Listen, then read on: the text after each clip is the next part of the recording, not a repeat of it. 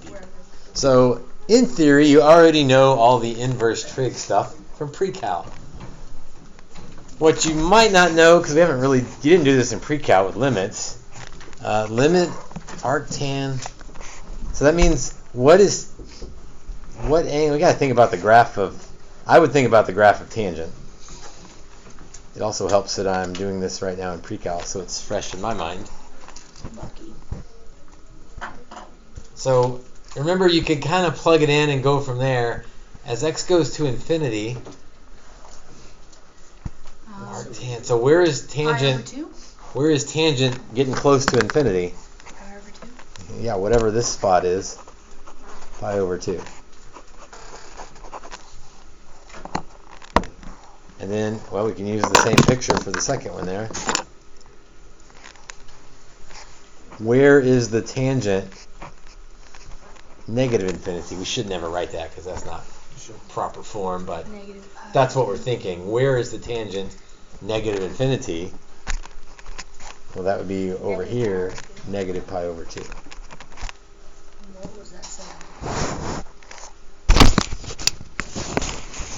Secant goes with cosine, so I'm going to graph cosine. And then secant is... And then secant is the u's off the top and the bottom.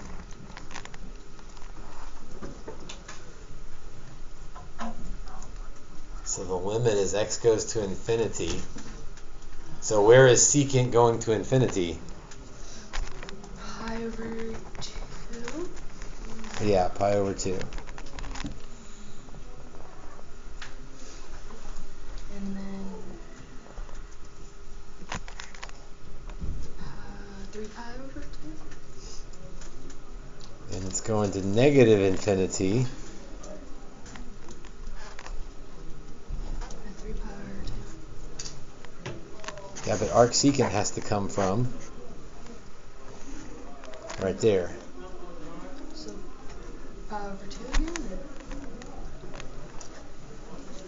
So I think this one's positive. I think it's got to be. It's pi over 2, right? I think it's pi over 2 as well. Yeah, because it's going to infinity in both places. I don't know. Fortunately, we don't use this very much. That goes to this whole lesson, by the way. All right, that's your pre-cal review. Ugh. Next page is if we wanted to come up with the formulas, we would walk through the derivation of the formulas. Don't want to do that. Skip that page. You just see the test. I don't want to do that. Skip that page. So here's the formulas you have to know. These are ugly, but I don't know what else to say. There are some more parallels, as always, with trig functions.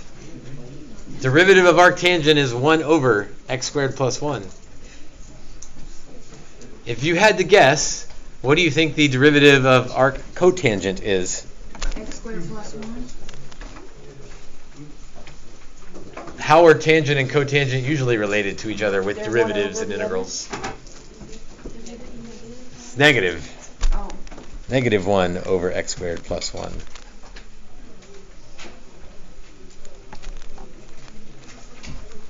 Arcsine, 1 over square root 1 minus x squared. And then cosine is the negative. Cosine is the negative.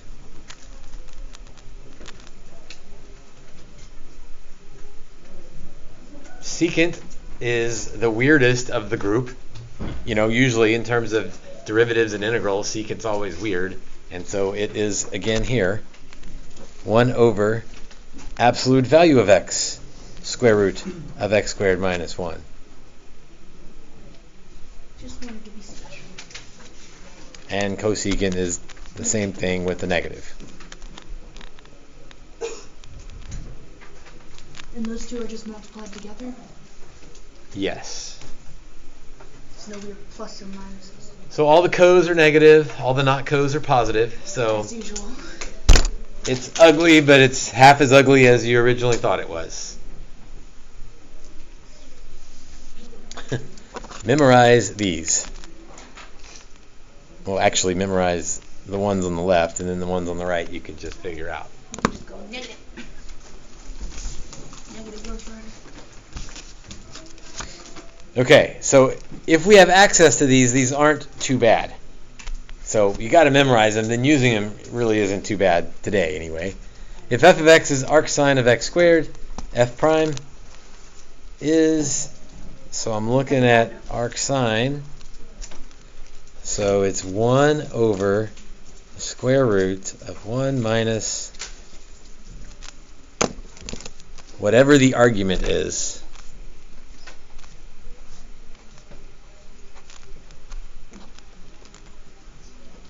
So this may look a little bit weird. In this case, it's x before. Yes, because I'm going to square the x squared.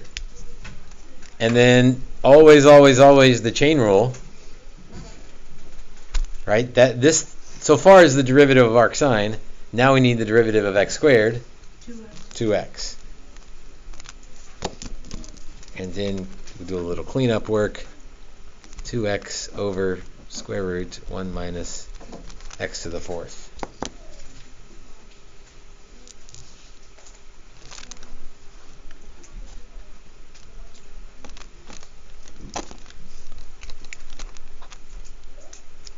Number 2.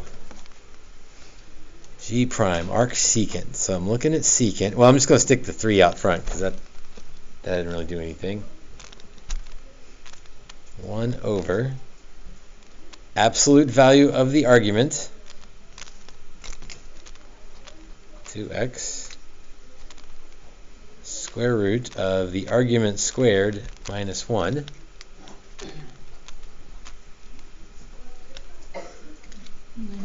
Chain rule times 2. So that would just be a 6 on top?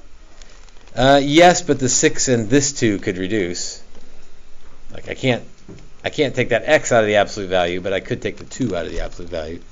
So 3 over absolute value of x, 4x squared minus 1.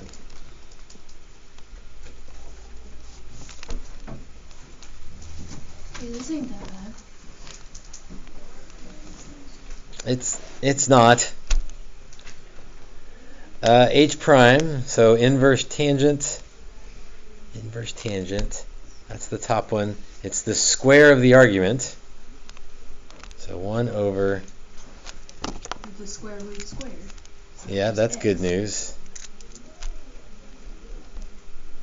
What's maybe not good news is that we're not finished yet.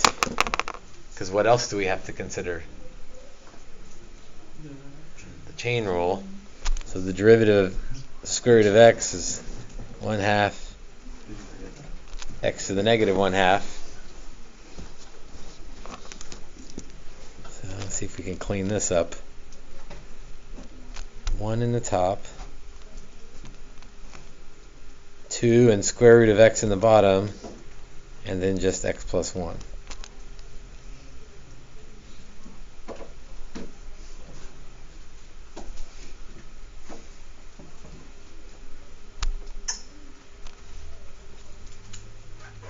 How would we do number 4? Well, you stick the x on top. And you just We got to think big picture before we jump into the details of number 4. X times arctan of x. Well, you X times arctan of x. just take the x out. That's product rule. Ah. Got to use the product rule.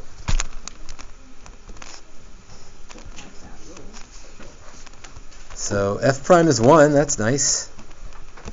G prime of just arctan. That's the easiest one. 1 over x squared plus 1.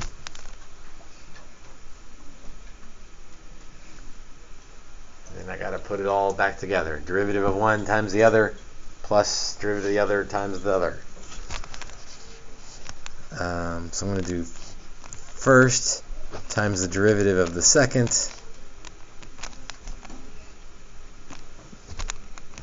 plus the derivative of the second, no, derivative of the first times the second.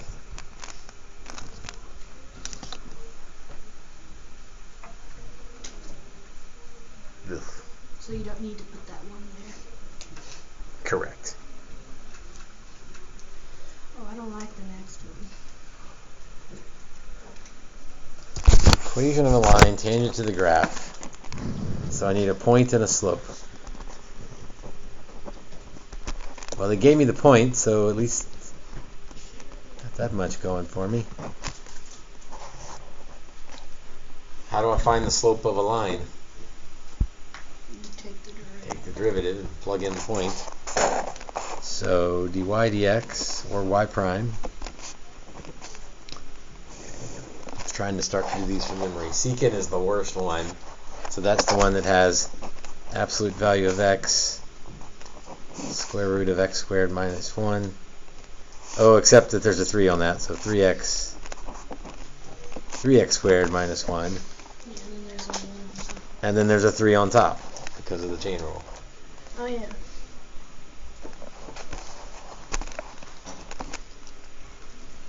So let's see. Could you simplify the square root? No, because that minus 1's on there, so I'm kind of stuck. I canceled the 3's, but that's about all I could do.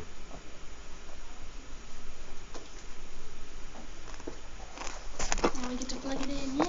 Now we get to plug it in. So we'll plug in x equals 2/3. This is going to be awful, but we're going to safe stop this with a really ugly answer. So 2 over 2/3 square root 9 times 4/9. Okay, it's not as bad as it could have been. Minus 1. 2 over 2/3 square root of 3. 9's cancel. 4 minus 1 is 3. Well, I said we were going to safe stop this, but I keep finding ways to simplify. The 2's will cancel. So 1 over root 3 over 3, which means flip it over and get 3 over root 3, which would be square root of 3. So I promised to safe stop, and then I decided to simplify. No, we aren't mad about that. Because it was an easy-ish simplify. It got easier. And then hopefully you remember y minus y1 equals slope times x minus x1. Ugly, but manageable. Yay.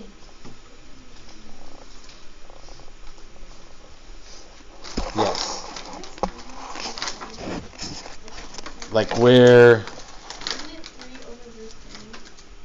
Yes, it is 3 over root 3, so you're good up to there? You rationalize. Then I would rationalize. Got it?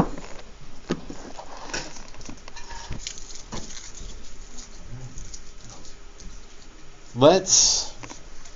What the crap is number 6?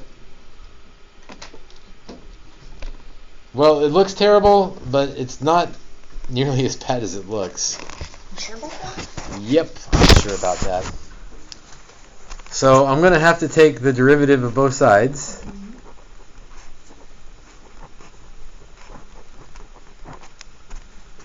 So yes, this looks awful.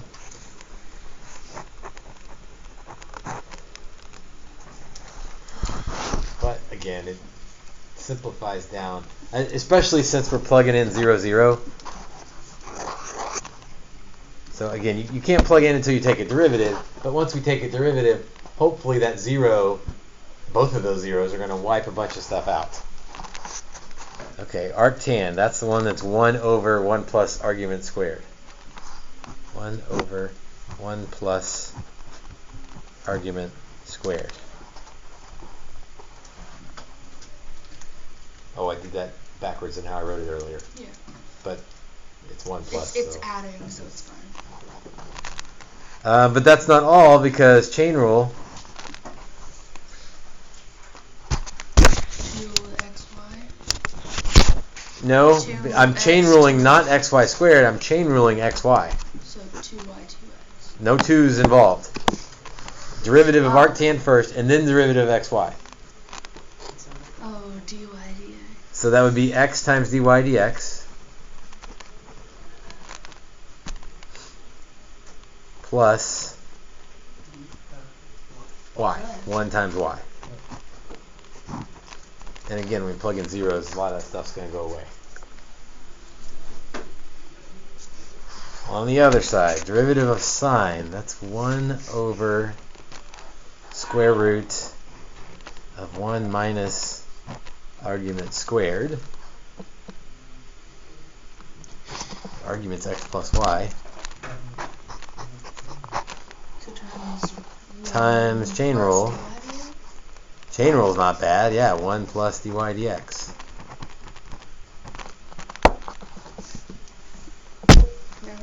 Now, normally math teachers are a fan of doing algebra. Sorry, it's just a rule of being a teacher.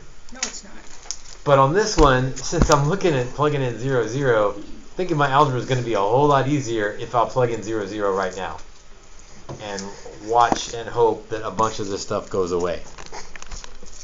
So 1 over 1 plus 0. Okay, that was nice. Times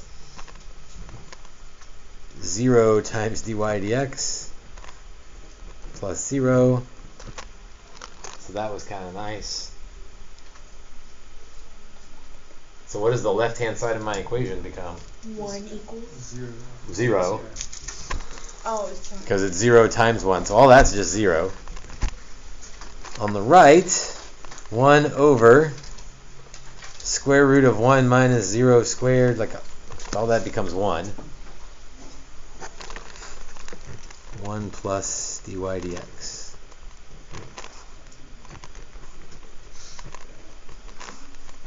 So dy dx, after all that work, is negative 1. Negative Careful, move it over.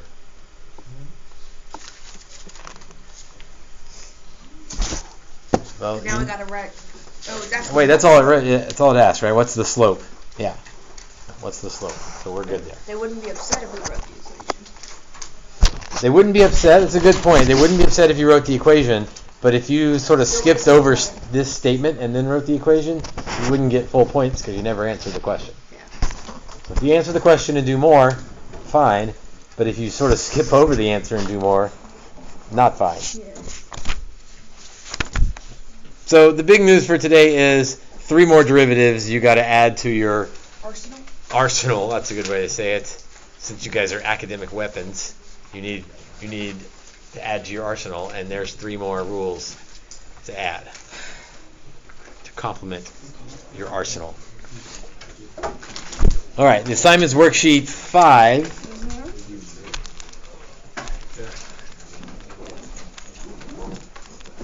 And I will work on putting answers that work into Schoology. Tell them. The answers don't work in school. Yes, that's why my job is to put the answers back in there. Listen.